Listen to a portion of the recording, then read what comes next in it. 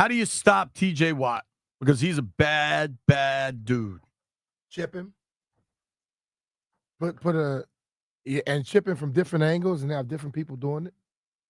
Just like a receiver. Who do you think's their best blocking back? Where are we hearing stuff from? Jeff, can you come? B-Rob and B-Rob is good. Austin is unbelievable. The kid McNichols comes. All of them can block. Well, Rodriguez staying on the roster too. Yeah, but all of them can block. I think the ultimate thing is when you get to that point where you're blocking them, you don't want to have it coming the same way every time because he's good enough to read it. So it has to be a tight end coming across maybe. You may have a running back in there every once in a while. Have somebody line up there to where he slows down to where he's not going to just fire off because he think they're going to block him and have him second guessing all day. But your tackle's going to have a damn good day. They run the ball so well, and they ran the ball so well last week without Brian. Now, the Steelers are a different beast than the Giants, but, Pittsburgh defensively has been really good against the run. They're 4th in rush yards allowed, 5th in rush attempts. The pass is where they've been beaten more. They're 20th in pass yards allowed, 24th in pass attempts. Defensively, they're 2nd in points allowed, 9th in yards. It'll be really interesting if Washington, kind of similar to the game plan against the Ravens, when they couldn't really run the ball early and they just got away from it. In that game, they also didn't have Brian Robinson. Yeah. We don't know definitively. I don't want to act like we do, but B-Rob's practice the past 2 days been limited in both. It was a knee injury. Now it's a hamstring injury. Certainly having his level of physicality out there would help. The only game Washington's been held even under 100 yards rushing was that Ravens game, but they also just kind of went away from it. Yeah, they went away from it relatively early, and I don't think they'll do that this week. Do you think that could be the game plan? No. I think they saw last week, even without Brian, if you run the ball and you keep going for it, you can still, they have a good enough, the offensive line has been blocking terrific. Yeah. And they're good enough to move the ball on anybody. Their running backs know how to find holes. So, no, don't go away from it. You can stick to it some. I could understand that first time you're a little unsure. But when they had a second opportunity to do it again, they were like, hell, we run our offense. And they still had success with it.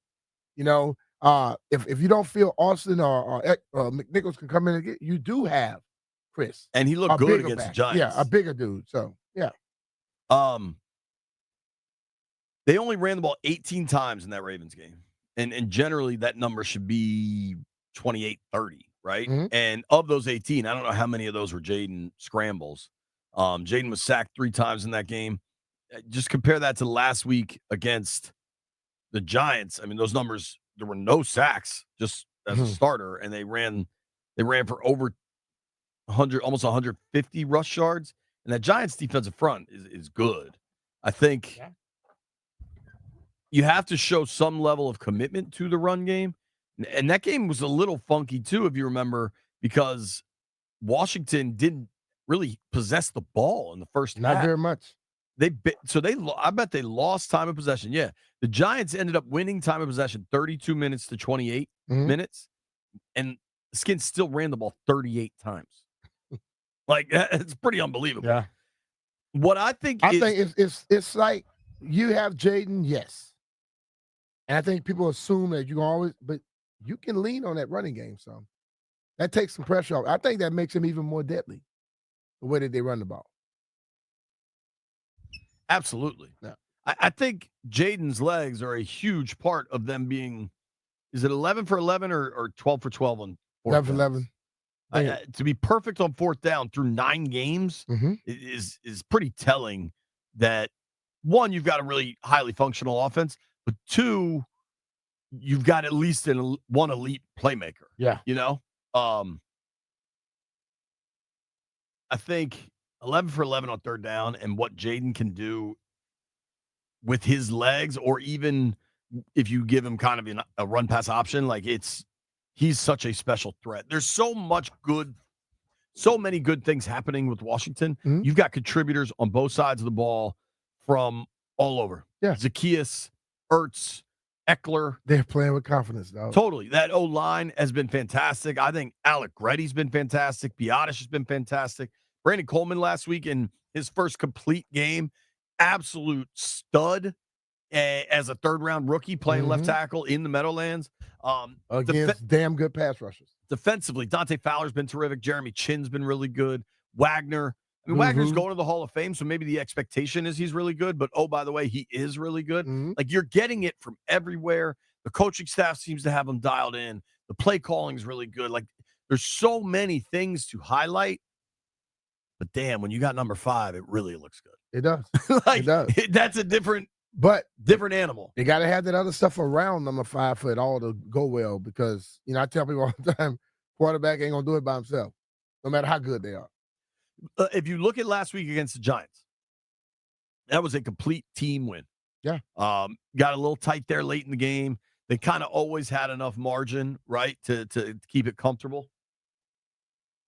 If they end up winning by 5, I think 9 times out of 10 across the NFL, 90% of the time, whatever you want to say, that drive just before halftime where Washington was able to score to make it 21-7.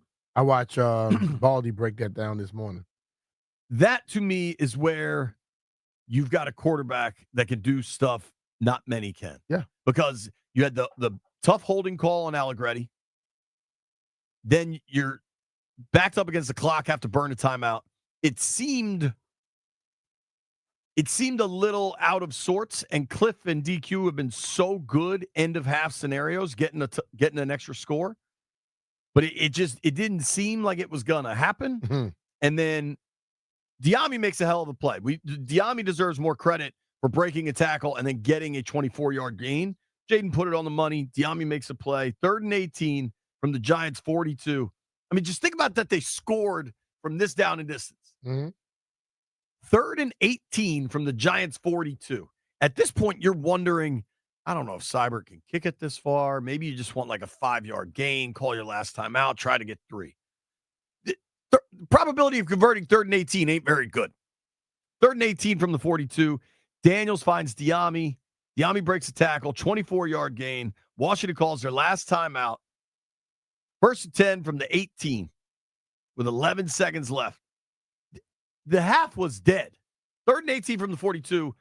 A couple guys make a couple plays, and then on 1st and 10 from the 18, Jayden just throws an absolute rip. I mean, just a beautiful, beautiful back shoulder pass to Terry. Right by the Terp's ear. 18 yards touchdown. Like, not a lot of guys can make that throw. Yeah. And that makes a big difference, too. And he let it go so soon that nobody could react to it. The Banks, his name, couldn't react to it. And the safety didn't have a chance to even yell out to say ball's coming. When he got ready to look, the ball was going past his ear. And so we got to talk to Terry yesterday. Actually, Lampa, maybe we can run that. He's so good all the time. And I asked Terry, I was like, dude, you ever had 2 touchdowns on 2 catches? And he thought for a second. He's like, nah. and he gives such thoughtful answers. He's like, I have really worked on my red zone routes and trying to make myself more available. But damn, when you get to play with Jayden, it's just because the other pass was better than that pass. Yeah. The other pass that he threw low and away, that was better than the pass that he threw to him right there.